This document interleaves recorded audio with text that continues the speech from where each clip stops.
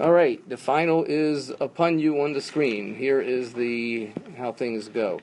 The first question was the financial statement assumption that a company will not be sold or liquidated is the going concern assumption. That was number one, answer D. Number two has two correct answers. C, you all complain to me that I make it so hard. Here's a question with two correct answers. You could have said B, expense recognition principle has been violated by expensing the truck instead of depreciating it, or you could have said it's an error in the application of accrual accounting. B or D applies as correct. Number three, companies account for material errors. This one, I'm not sure why I saw papers coming back with various answers, because I'm not sure that anything applies other than D. We just restate the prior years. We do a prior period adjustment. That's what we do when we have material error corrections. I guess I could have said by restating prior year statements through a prior period adjustment.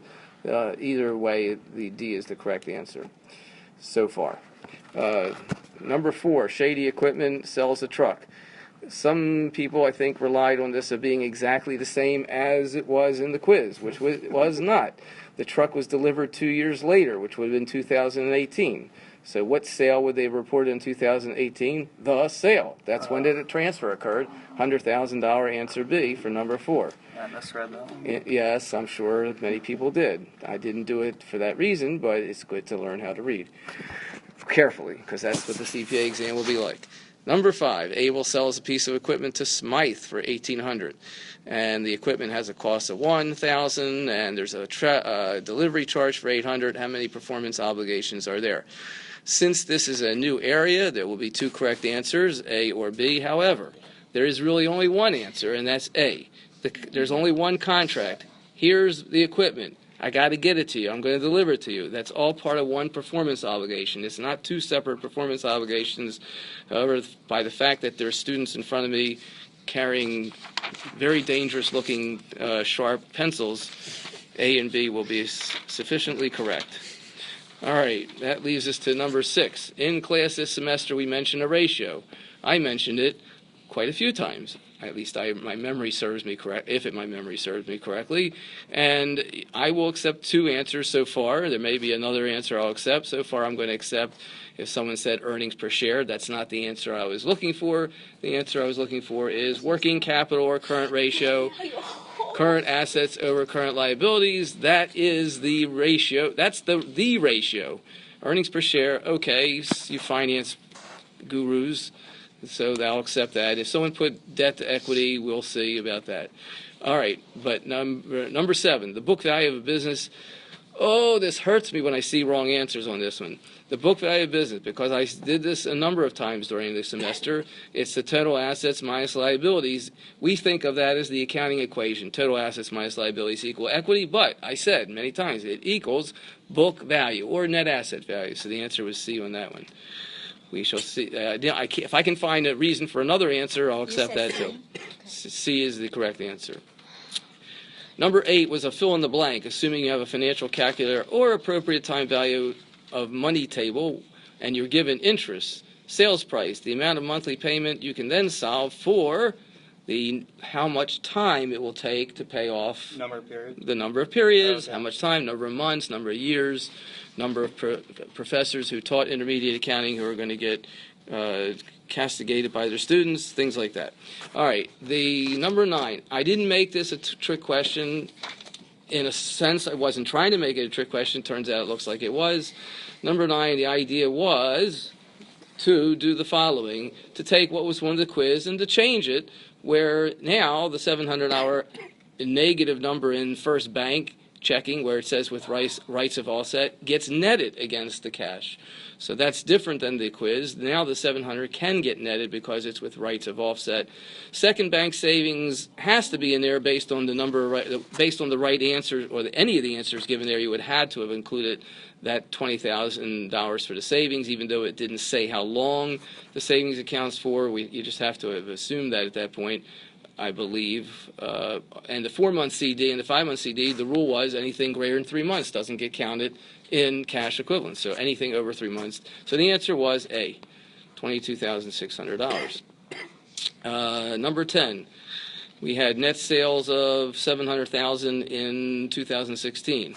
Before adjusting entries, you had accounts receivable, debit. Okay. So this was a little tricky, but I did see what looked to be like a lot of right answers coming in right away. And that way, the way it worked was like this. Let's see. 700 was your net sales. K times 2% equals what? Where's my calculator? Forgot the number already. So your allowance in this case is on sales. The net sales was 700. So 700. This is the opposite of what the quiz was. The quiz was I think the opposite way. This is $14,000, was 2% of net sales. So that's going to be the debit to the bad debt expense and the credit to the allowance. So you credit to the allowance 14,000. You already add in there 1,200. That makes your allowance 15,200. Do the T account for the allowance, and you'll see what I mean. It started out at 1,200. We credit 14,000. So you wind up at 15,200. Net that against the accounts receivable, and you should get 1,098. Correct answer, A. Number 11, when inventory is falling, when inventory costs are falling and inventory levels are stable, LIFO method, this was the opposite of what we emphasized in class. With rising prices, LIFO gives you a lower net income, so when inventory costs are falling, answer B, higher gross profit than under FIFO. That's the opposite effect of LIFO. All right, a little bit of tricky to go the opposite way, but number 12, I don't know for sure how everybody did, but I thought number 12 was a challenging question, but I saw a lot of right answers. It is sort of simple to do. You basically start the process of your dollar value average LIFO, whatever the thing's called. You take 125 and divide it by, that's how you start, divide by 1.3. You get 96,154, and since this is the first year after the base year, that simply becomes your ending inventory under dollar value LIFO, answer C. Let's see how we're doing. We're doing pretty good. Number 13, Wendy Company has ending inventory. Okay, so this was a lower cost or market. Where we had it, the cost was $630. What was the market? The market is $608. Is that okay to use the market in this case since it's lower? Well, let's see. Is it higher than the ceiling or lower than the floor? The ceiling is $650. The floor is $600 because $650 was the realizable value. $50,000 was the gross profit normally, so it means the floor was $600. So yes, we can use the lower cost or market here of the actual market. $608, $22,000 is the write-down, answer B, because it's the debit the loss on the inventory write-down and credit the inventory. We don't debit cost of goods sold as in answer A, although looking at it, maybe I would accept that. If I maybe will accept that answer, even though it's not yes. Letter A. Letter A. Maybe I'll accept it, even though because it does the same thing, but it is not correct. It is not great accounting. It is not good accounting. It is even deplorable accounting, but I might accept it anyway. Just don't tell anybody in the other intermediate accounting sections. All right. So 22,000 was the correct write-down. Number 14. Lorna Company. What the heck did they have here? They had beginning inventory, they had purchases, gross profit. You were supposed to figure out the ending inventory using the gross profit percentage method. Well, that should be pretty easy. Let's see if I can do that now. So we know the gross profit is supposed to be 40%. That means the cost of goods sold should be 60%. So if we do this sort of the following way, we say if the net sales is 8, let's do it where I can read it. 800 is the sales, and 40% of that would be the gross profit. What number would that be? 320. That means the cost of goods sold is 480, and to get 480 is the cost of goods sold using the formula of beginning inventory 170 plus purchases of 400 makes that cost of good available 570. So you take out 480 that's your cost of goods sold. So the plug would be 90K ending inventory would get you to 480 cost of goods sold. That's the cost of goods sold. So this is the plug for the formula of ending inventory, and the answer is B, $90,000. Let's go. Let's see how we doing here. We're doing okay. Recording time. Let's clear the slate. Number 15. The debit for a sales tax paid is simply part of the cost of the asset, so it would be the machinery equipment. Number 16, the cost of land does not include Cost of improvements with limited lives, because those items are going to get depreciated. So answer C. Everything else was part of the cost of land, and land lasts forever. Just try burning it. Number 17, use of the double declining balance method. Ignores scrap value for all purposes. Well, that's not true, because we watch to make sure we don't go below scrap value or salvage value, so it's not for all purposes.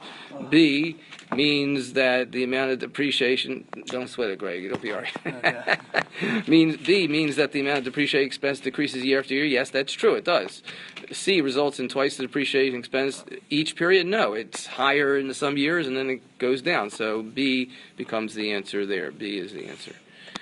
And now we'll take a pause, or we'll stop and we'll do a second video so we don't get too far